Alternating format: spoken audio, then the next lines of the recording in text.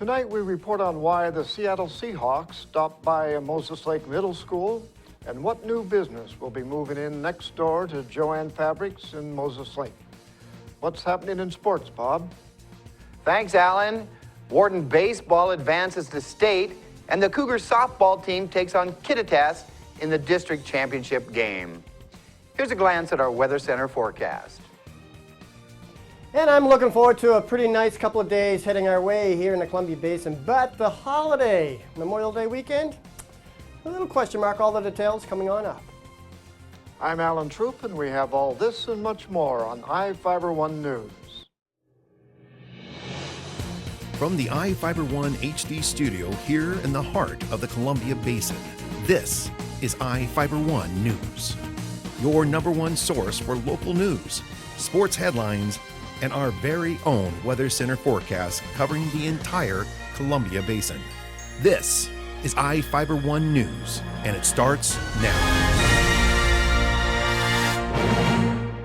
The future of the Grant County Rodeo Arena is to be decided after the 2015 Grant County Fair.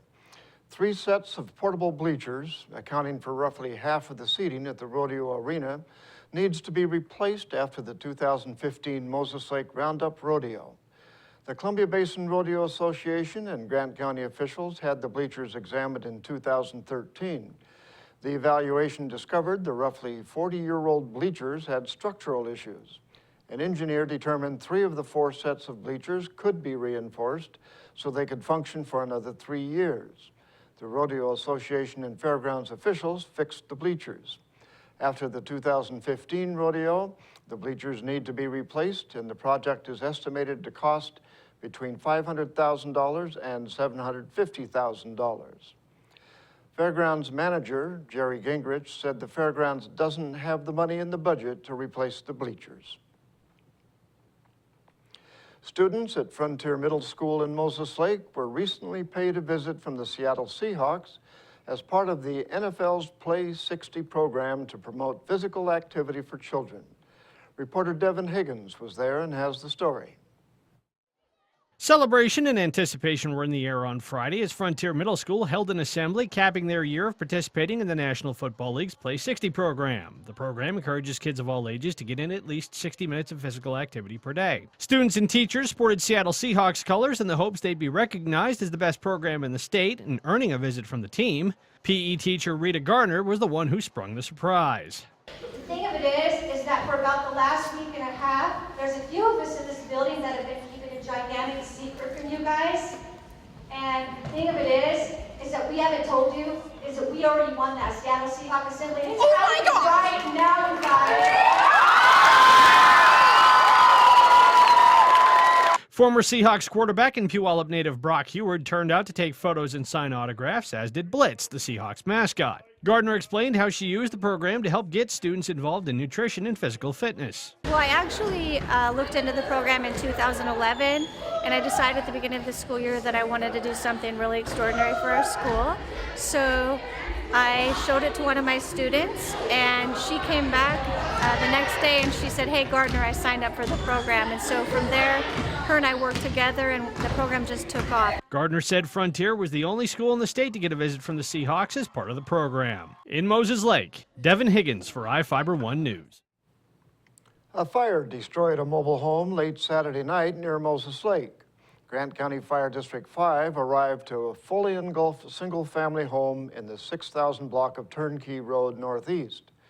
Fire District 5 Captain Travis Wheeler said on Monday that the home was a complete loss. The family was not home at the time and nobody was injured. Wheeler said that the fire was caused by an iron left on when the family went to the movies. Jose de la Cruz Villa is serving 3 months in jail for trying to hit a man with a car during a fight outside a Moses Lake tavern. De la Cruz Villa, a 23-year-old Moses Lake man, pleaded guilty in Grant County Superior Court to assault in the 2nd degree. De la Cruz Villa has no previous felony convictions and was sentenced to 3 months in jail. The victim, a 30-year-old Moses Lake man, reported 3 gang members approached him outside of a pub on West Broadway Avenue in December 2014.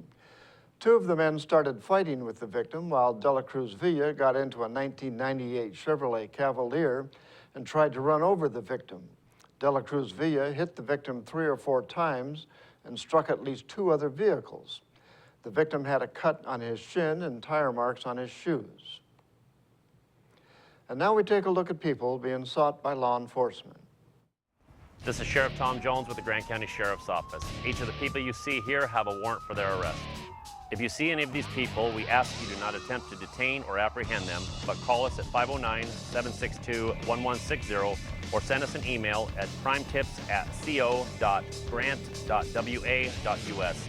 If the person is presenting a danger, call 911. With your help, we can bring these people to justice and make our community safer. Short break, we'll be right back.